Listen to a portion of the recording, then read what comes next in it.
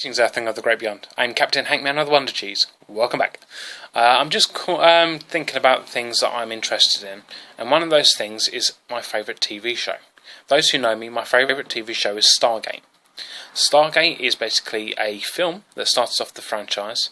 It spawned a TV show and 2 spin-offs. The TV show ran for 10 seasons, the spin-off show ran for 5 seasons, and the continuation of another spin-off ran for 2 more seasons. Basically, the TV show was on the concept that an alien piece of technology was discovered in Egypt, Gaza. It actually allowed people to be transported across the universe by using a wormhole. This alien piece of technology was brought to Earth by an alien species known as the Goa'uld. It seems a bit far-fetched, and of course this is a sci-fi program that it is showing that it is far-fetched, but there are things in the show that got me hooked. So I'll give you the basic background of the TV show. The TV show and the film franchise. Well, the film franchise started off as a standalone film that's part of a trilogy. The film depicted a military force, the Air Force in America, that actually decided to get scientists and an archaeologist to help decipher the symbols to create a tunnel through space to another location. Obviously, Stargates require one Stargate to communicate with another Stargate, like a telephone system. But this telephone system creates a stable wormhole that allows you to transmit your human body and other materials from one location to another in a matter of 3.5 seconds. So, what is the Stargate itself? Well, the Stargate is a big metal ring, massive circular ring that has 9 chevron locks that has on it.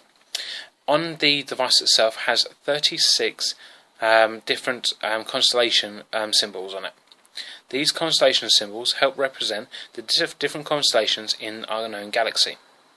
These constellations are held together in a sequence that allows us to pinpoint a location.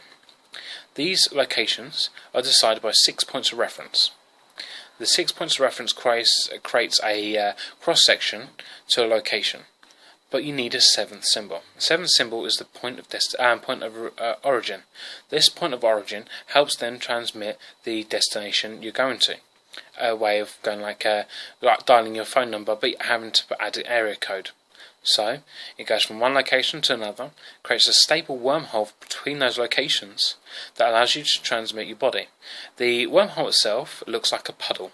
Looks like a water. If you go to a swimming pool or anything, you see, or the lakes, and you see that the water shimmering on the water, actually creates what the Stargate event horizon would have, and it then dematerializes you and then transmits you through the energy stream to the other location of the Stargate, which then rematerializes you at the end.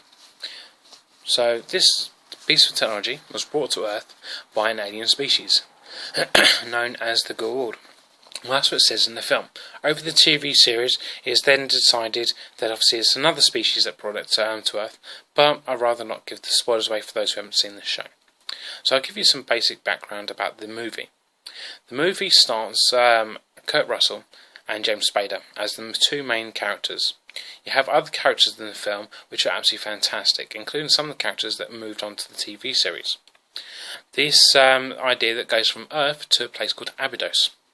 Abydos is a planet in the Lorenthian system, if I say that correctly, that has the ability, that has like an Earth-like desert planet. That these people that lived there were from Earth originally. That they eventually sort of multiplied and they lived on this planet. They are slaves to the Goa'uld named Ra. Ra is obviously a Egyptian god. So the idea is that the Goa'uld have taken on the persona of the Egyptian gods. So obviously you've got Ra as the sun god, you've got Apophis as the moon god, or the night god, and you've got other like Anubis, and you've got Set and other of those the gods within the Egyptian mythology, and they brought that in with the TV show. So they gave us the idea that obviously in the film Ra dies, but in the TV show Apophis takes the lead on as the bad guy. But the thing that got me more interesting in the TV series is the whole point of the technology. The technology in the TV show shows that obviously the Stargate was then programmed using Earth technology to create what is known as the dial-home device. The dial-home device is an independent piece of equipment that goes with the Stargate. It's usually a big pedestal with all the symbols on it. So usually you have to know the location and all that sort of stuff. On Abydos, they find the location of multiple gates. It doesn't just go to one gate, it goes to multiple gates. So the idea that the dial-home device created by Earth actually goes through all the different parameters that the Stargate requires for to create the stable wormhole. So the idea that the military of the American Air Force and the scientists were able to create the dial-home device to allow the people to travel to different planets. So obviously you have these coordinates and these different places you can go to. The technology for the Earth to mix with alien technology was then progressed further when using Goa'uld technology. Goa'uld technology had a staff weapon. Staff weapons are basically a long stick that allowed to produce an energy blast out of the end of it to then kill other people. Obviously, Earth weapons are all projectile weapons, but the Goa'uld had like energy weapons that could produce an energy blast outwards. There was Zack Nicotel, which is basically like a little handgun that produces electrical shockwave that can hit a person. They started off having different types of hits, like 1 hit stuns, 2 hits kills, and 3 hits disintegrates. See, the third hit was, so the disintegration part was then taken out of it because it seemed a bit too far-fetched.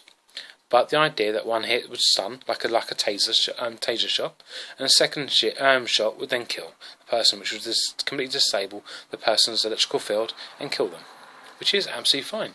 The idea that you had grenades, which creates like a flashbang.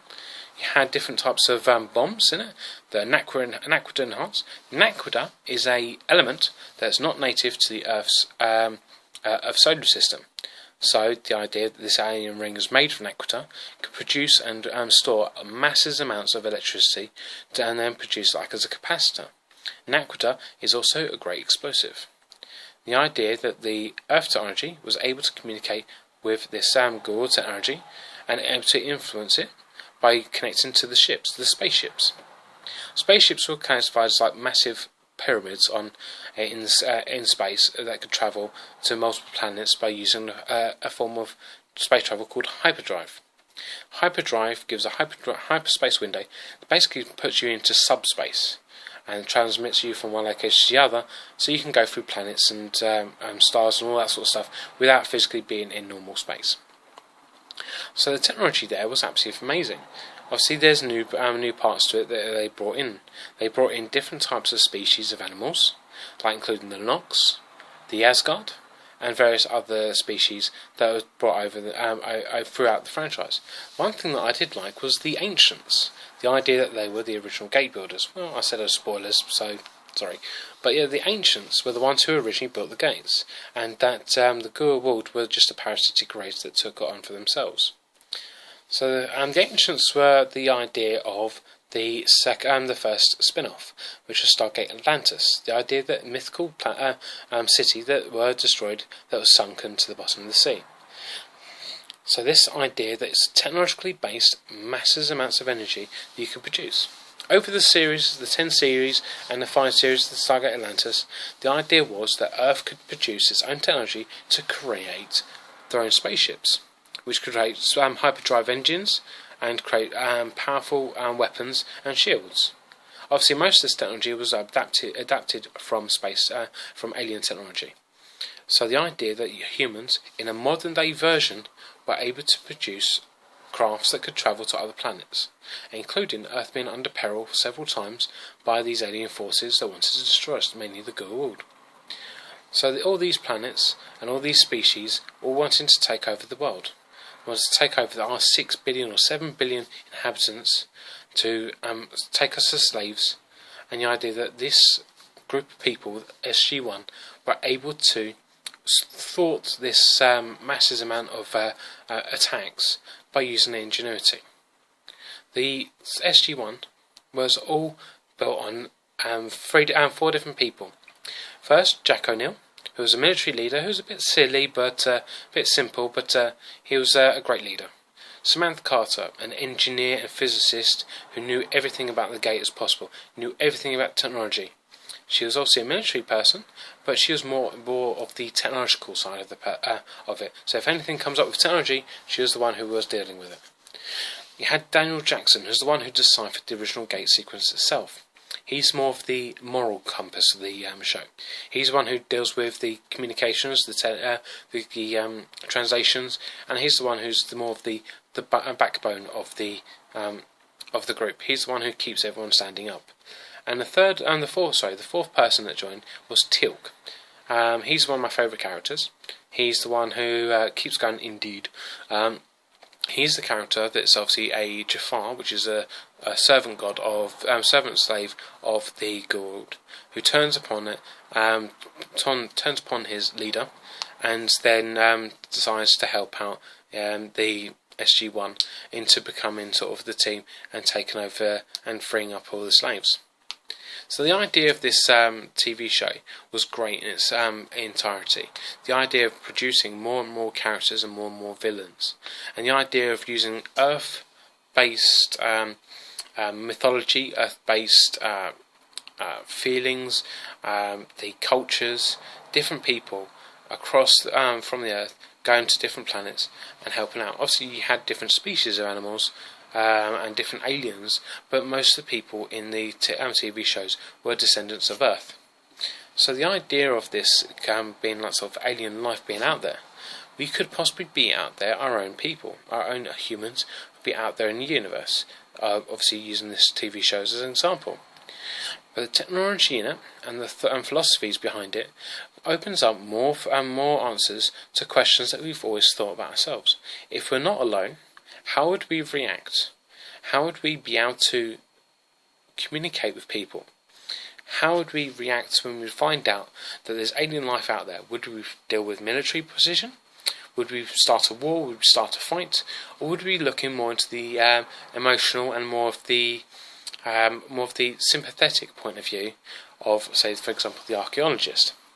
So the idea is, if you had this sort of boundary of where to go, yes, you would need to have some sort of military involvement to ensure the safety of others, but you would need someone who can be able to communicate and be able to reason with the people we're going to deal with.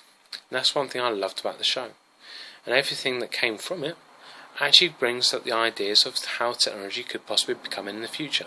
The idea of technology, holograms, teleportation, space travel, even the idea of power generation using things like the ZPM, the zero-point module that produces energy from a point of subspace. The idea of all these forms of technology gives us the hope and the ideas that technology can progress on Earth. For example, Star Trek, one of the other great shows I've enjoyed. The ideas that their technology that they brought out back in the first series actually came out. The original series with Captain Kirk. Some of their some of the things like the communicators. This was way before mobile phones, but they had the communicators that started off with walkie-talkies and ended up being mobile phones, flip phones. And the technologies from back then, the ideas of hypersprays and stuff like that, we now use today. So the idea of technology in sci-fi has been able to progress human evolution, technological evolution in modern day society. Scientists and engineers have all come together saying, I like this idea from a TV show, let's make it happen. And science fiction is one of those core fundamentals in our understanding of everyday life. Yes, it doesn't actually happen. Yes, it doesn't happen now, but in the future, maybe technology can come up to date with the things we thought about many years ago. Star Trek has created technology. Maybe Stargate can create technology that in say 20, 30 years down the line that can be part of our everyday life. You never know. Science fiction, over the course of many films, many TV series, many functions of life, can eventually become reality. That's one thing I love about science fiction. What do you love about science fiction? Do you have a favourite TV show? Do you have a favourite piece of technology in the TV shows that you would love to see to be made happen? Give me a comment and let me know. Give it a like if you want to, and subscribe if you'd like to. Thanks so much for your time. Bye.